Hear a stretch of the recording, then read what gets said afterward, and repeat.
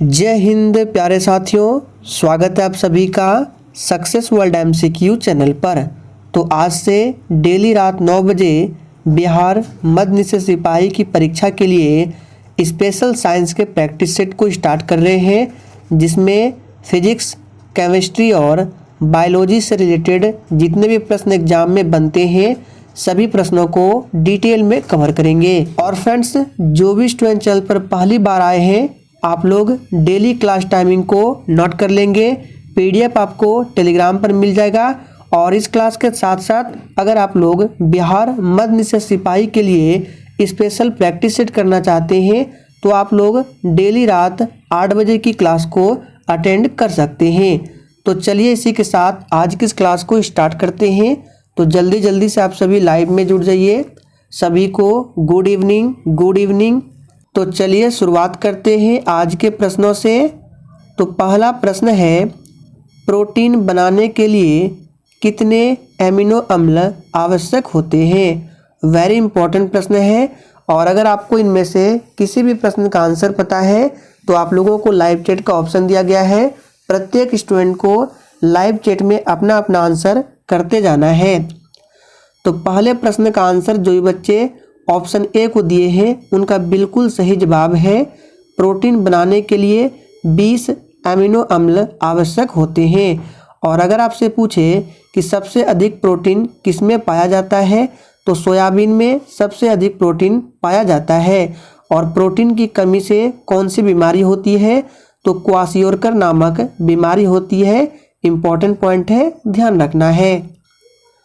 दूसरा प्रश्न है, रॉकेट किस सिद्धांत पर कार्य करता है।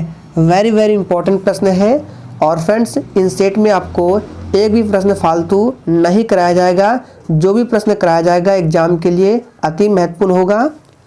तो रॉकेट जो है ये कार्य करता है किस सिद्धांत पर, तो सही जवाब है संवेग संरक्षण के सिद्धांत पर कार्य करता है।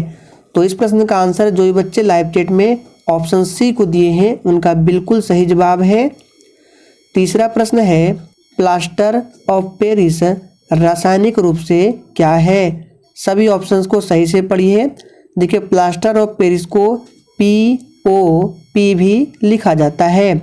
तो आपको यहाँ पे बताना है कि प्लास्टर ऑफ पेरिस का रासायनिक नाम क्या होता है।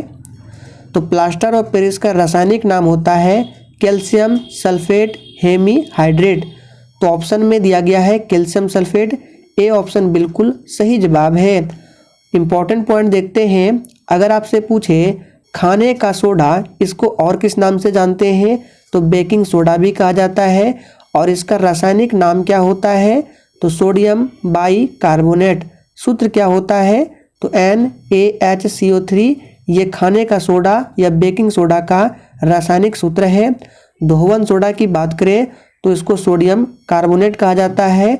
सूत्र होता है Na2CO3 × 10H2O। कास्टिक सोडा की बात करें तो सोडियम हाइड्रोक्साइड को ही कास्टिक सोडा कहा जाता है। सूत्र होता है NaOH। और आपको कास्टिक सोडा को ध्यान में रखना है, ये प्रश्न अक्सर एग्जाम में पूछा जाता है। अब बात करते हैं जिप्सम। तो जिप्सम का रासायनिक नाम होता है कैल्शियम सल्फेट और सूत्र होता है CaSO4 × 2H2O। और प्लास्टर ऑफ पेरिस की बात करें तो इसको कैल्शियम सल्फेट हेमीहाइड्रेट कहा जाता है। ऑप्शन में सिर्फ कैल्शियम सल्फेट ही रहेगा। तो ध्यान रखना है, कैल्शियम सल्फेट है तो आंसर कैल्शियम सल्फेट होगा। कैल्शियम सल्फेट हेमीहाइड्रेट रहेगा तो कैल्शियम सल्फेट हेमीहाइड्रेट आंसर होगा। तो दोनों को आपको माइंड में ध्यान रखना है। और इसका सूत्र होता है CaSO4 × 12H2O। चौथा प्रश्न है, आकाश में सबसे अधिक चमकदार तारा क्या है। चलिए चौथे के लिए आंसर करेंगे। तो देखिए, बात करें आकाश में सबसे अधिक चमकदार तारा तो ये साइरस है। सी ऑप्शन इस प्रश्न का बिल्कुल सही जवाब है। अगर आपसे पूछे कि पृथ्वी से सबसे नज़दीक तारा का नाम क्या है तो सूर्य जो है ये एक प्रकार का तारा है और ये पृथ्वी से सबसे नज़दीक का तारा है। पांचवा प्रश्न है, निम्नलिखित में से कौन सी फसल खरीफ की फसल नहीं है। सोच समझकर आंसर करना है। देखिए, खरीफ की फसल की बात करें तो जो जून जुलाई में बोई जाती है और नवंबर दिसंबर में काट ली जाती है। तो देखिए, यहाँ पे जो मसूर है ये खरीफ की फसल नहीं है, बाकी धान, मक्का, मूंगफली ये खरीफ की फसल है। नेक्स्ट क्वेश्चन, संगणक के आईसी चिप्स प्रायः बने होते हैं। अब देखिए, ये संगणक क्या चीज़ है, तो जिसको हम लोग कंप्यूटर बोलते हैं, कंप्यूटर का ये हिंदी संगणक होता है।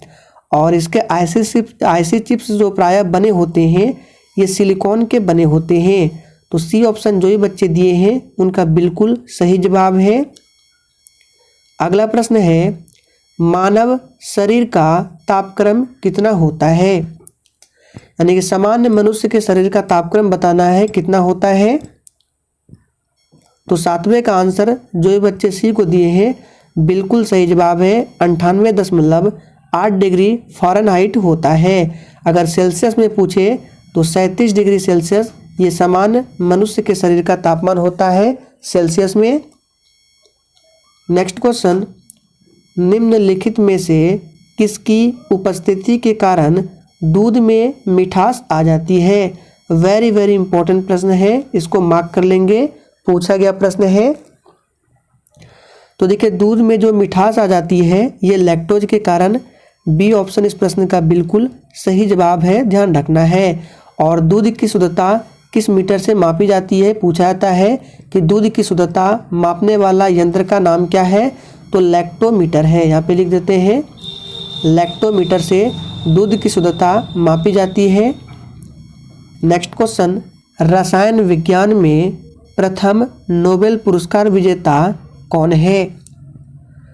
चलिए, आप सभी 9 के लिए फटाफट से आंसर करेंगे।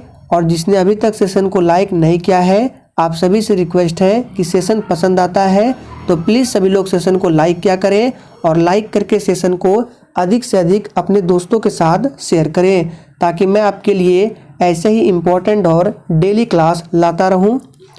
तो 9th का आंसर क्या हो जाएगा? जोकोबस हेनरिकस ये रसायन विज्ञान में प्रथम नोबेल पुरस्कार विजेता है, ध्यान रखना है। नेक्स्ट क्वेश्चन, लाफिंग गैस इनमें से कौन है?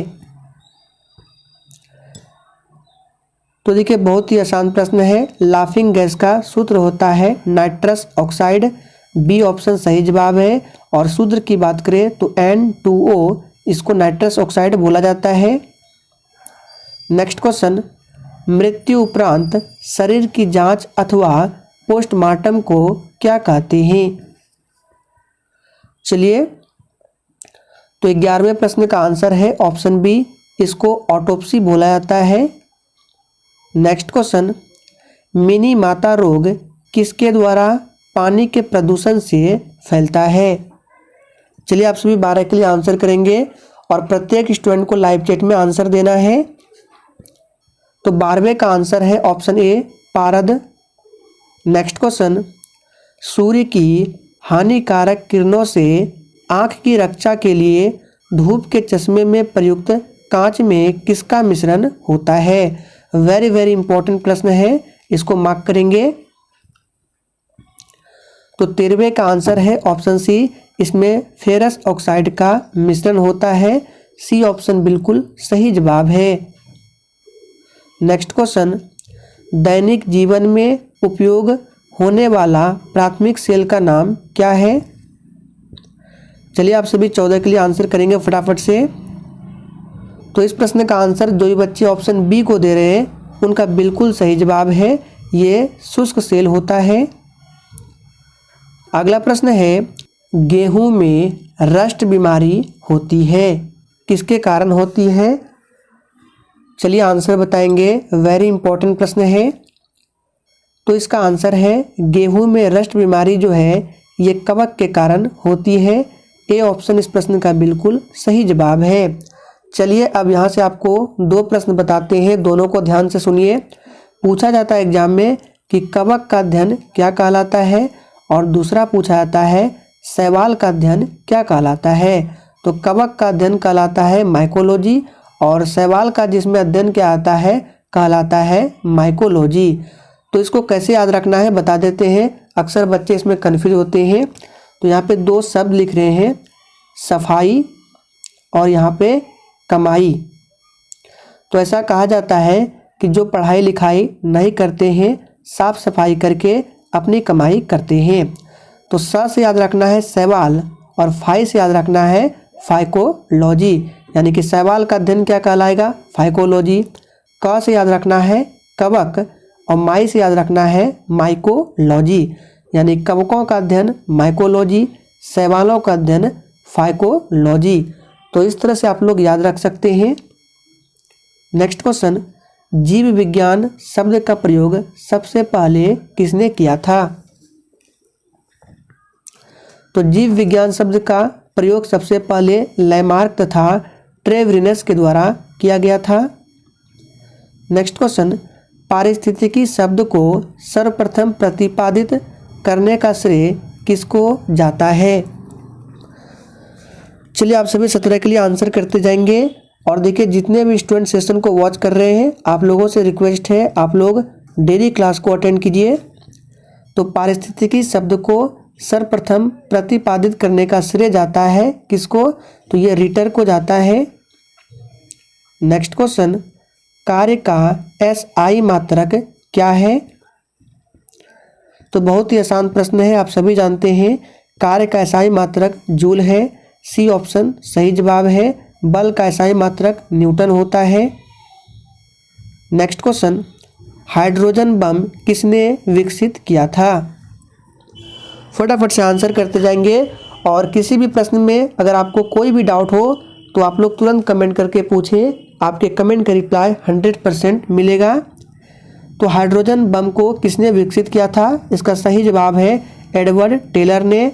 बी ऑप्शन सही जवाब है। और हाइड्रोजन बम जो है ये नाभिकीय संलयन के सिद्धांत पर कार्य करता है। और पूछा जाता है कि परमाणु बम जो है ये किस सिद्धांत पर कार्य करता है? तो ये नाभिकीय विखंडन के सिद्धांत पर कार्य करता है। तो दोनों को ध्यान रखना है, हाइड्रोजन बम संलयन और परमाणु बम जो है ये नाभिकीय विखंडन।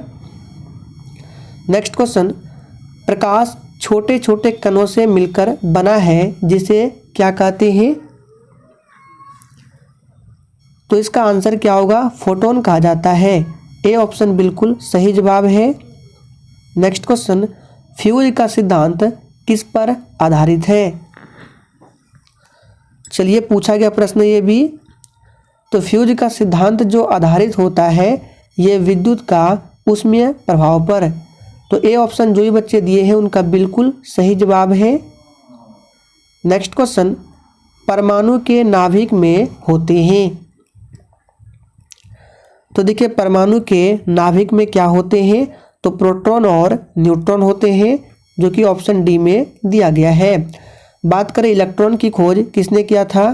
तो जे थॉमसन के द्वारा इलेक्ट्रॉन की खोज किया गया था। प्रोटॉन की बात करें तो गोल्डस्टीन ने प्रोटॉन की खोज की थी। कभी कभी ऑप्शन में रदरफोर्ड भी मिलता है, दोनों को ध्यान रखना है। न्यूट्रॉन की खोज जेम्स चैडविक के द्वारा किया गया था। नेक्स्ट क्वेश्चन, निम्नलिखित में से किसमें नाइट्रोजन पाई जाती है? चलिए आप सभी 23 के लिए फटाफट से आंसर बताएंगे। तो किसमें नाइट्रोजन पाई जाती है? इसका सही जवाब है ऑप्शन बी, प्रोटीन में, ध्यान रखना है। नेक्स्ट क्वेश्चन, प्रयोगशाला में संश्लेषित किया गया पहला कार्बनिक यौगिक क्या था? चलिए फटाफट से आंसर बताएंगे, वेरी वेरी इंपॉर्टेंट प्रश्न है। तो प्रयोगशाला में संश्लेषित किया गया पहला कार्बनिक यौगिक का नाम है यूरिया। ए ऑप्शन बिल्कुल सही जवाब है। यूरिया का सूत्र भी पूछा जाता है। तो NH2CO ये यूरिया का सूत्र है। अब देखिए ये जो सूत्र लिखा है इसको लिखने का और भी तरीका है। तो बस आपको सूत्र याद रखना है कि NH2 दो बार होता है और एक CO होता है। नेक्स्ट क्वेश्चन, विश्व में कितने प्रतिशत भाग पर जल है? तो विश्व में 71% भाग पर जल है। सी ऑप्शन बिल्कुल सही जवाब है। अगला प्रश्न, निम्न में से कौन उत्तक का उदाहरण नहीं है। और देखिए जितने भी लोग सेशन को वॉच कर रहे हैं सभी लोगों ने अभी तक सेशन को लाइक नहीं किया है, तो आप सभी से रिक्वेस्ट है कि प्लीज़ लाइक करें। तो उत्तक का उदाहरण क्या है? रक्त जो है ये एक प्रकार का उत्तक का उदाहरण है। रक्त का पीएच मान 7.4 होता है। बात करें यकृत तो ये मानव शरीर की सबसे बड़ी ग्रंथि है। अगला प्रश्न, आनुवांशिकता का नियम के जन्मदाता कौन है? तो आनुवांशिकता के नियम का जन्मदाता जो माना जाता है ये मेंडल को माना जाता है। नेक्स्ट क्वेश्चन, कोशिका का ऊर्जागृह यानी कि पावर हाउस किसको कहा जाता है? तो कोशिका का ऊर्जागृह कहा जाता है माइटोकॉन्ड्रिया को। ए ऑप्शन बिल्कुल सही जवाब है। आत्महत्या की थैली किसे बोला जाता है? तो लाइसोसोम को, ध्यान रखना है, लाइसोसोम को आत्महत्या की थैली कहा जाता है। अगला प्रश्न, परमाणु के नाभिक की खोज करता कौन है? तो परमाणु के नाभिक की खोज करता है रदरफोर्ड। ए ऑप्शन बिल्कुल सही जवाब है। चैडविक ने न्यूट्रॉन की खोज की थी, जे थॉमसन ने इलेक्ट्रॉन। नेक्स्ट क्वेश्चन, निम्नलिखित में से किसमें कोबाल्ट होता है? तो किस विटामिन में कोबाल्ट होता है? विटामिन B12 में कोबाल्ट पाया जाता है। और विटामिन B12 का रासायनिक नाम क्या होता है? तो साइनोकोबालामिन। साइनोकोबालामिन ये जो है विटामिन B12 का रासायनिक नाम होता है। विटामिन सी का क्या होता है? तो एस्कॉर्बिक एसिड होता है। तो फ्रेंड्स आज के सेशन में साइंस से 30 इंपॉर्टेंट प्रश्नों को लिया गया था। तो सेशन पसंद आया हो तो प्लीज़ सभी लोग सेशन को ज़रूर लाइक करें,